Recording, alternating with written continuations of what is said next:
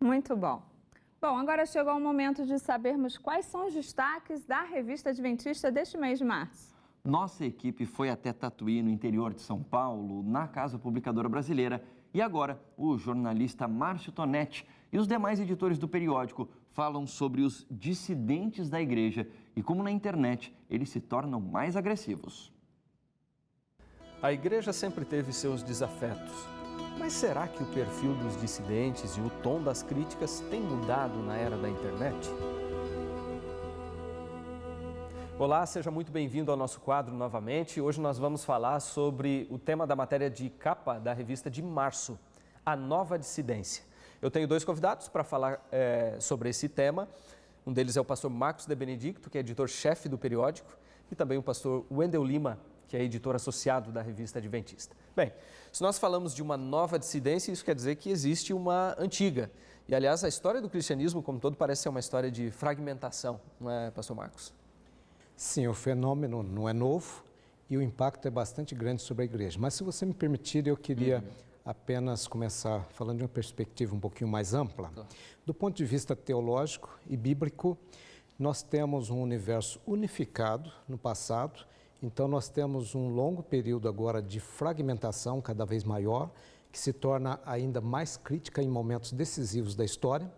E depois nós temos uma nova unificação. O objetivo da vinda de Cristo, naturalmente, é para unificar o universo sob o governo, o reinado de Deus.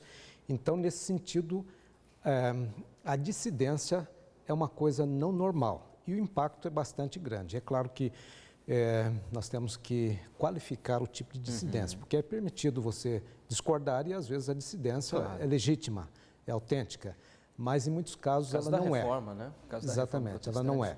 Agora o impacto é bastante grande no sentido de missão, porque quando a igreja se divide, naturalmente isso afeta a sua missão. Quando a igreja quebrou em duas aí em 1054, depois na época da reforma, isso teve um impacto bastante grande, não só na vida da igreja, mas no mundo também.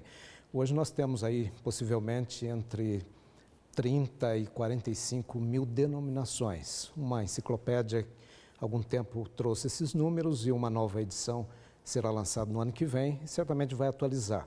Mas isso traz esse impacto, então, global, mas traz um impacto para a vida também dos críticos, dos dissidentes, porque nós somos feitos para viver em comunidade, em paz e harmonia. E quando surge uma dissidência, isso afeta psicologicamente, teologicamente a pessoa, desestrutura a família, grupos, então o impacto é bastante negativo. E por isso o dissidente tem que pensar muito bem se há uma razão sólida para a sua dissidência ou não. Agora, Wendel, o que há de novo? A matéria dá um panorama também, levanta alguns pontos, discute algumas questões sobre mudança de perfil desses críticos e dissidentes que atacam a igreja. Talvez o que a matéria traga de diferente é a questão da era da internet, Então, a gente tem pensado muito sobre o impacto das mídias sociais na política, em vários segmentos hoje da sociedade. E na questão da igreja também não é diferente. O que a gente percebe nesse ambiente de polarização das mídias sociais é uma agressividade muito forte. E as bandeiras que são levantadas, via de regra, elas são bandeiras muito passionais, muito baseadas na raiva, nas desavenças pessoais, na discordância ou num histórico de desavença com a liderança da igreja, por exemplo. E os ataques muitas vezes vão para a particularidade das pessoas, sua intimidade, ou especulando até a respeito da vida delas nesse aspecto. Ou seja, não é algo tão teológico, a gente vê um esvaziamento. Em Exatamente. certo sentido, no passado, a dissidência girava mais em torno de grandes ideias do que hoje, possivelmente. Exatamente. Então, e essas pessoas, quando vão nessas mídias sociais, parece que a grande intenção delas é destruírem reputações, mas não construírem uma nova ideologia ou convencerem as pessoas de uma ideia que elas têm a apresentar, Acho que outra característica também que marca esse momento é que se no passado as pessoas criticavam a igreja e acabavam se desvinculando dela e passavam a criticá-la de fora, hoje elas querem permanecer, são resistentes a uma disciplina e querem, de certa maneira, reformar a igreja estando dentro dela, mas na verdade geram desunião.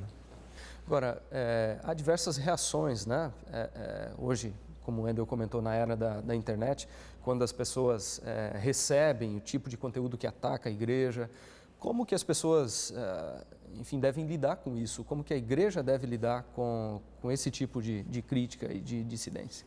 Na matéria nós colocamos algumas diretrizes ali, mas uma delas, por exemplo, é que a pessoa deve falar no fórum certo, da maneira correta e com o objetivo certo também, não é?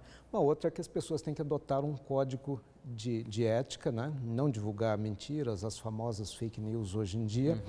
E não é porque estamos na internet que se tornou talvez num território aí do anonimato, da irresponsabilidade, que nós podemos estar divulgando tudo de maneira irresponsável.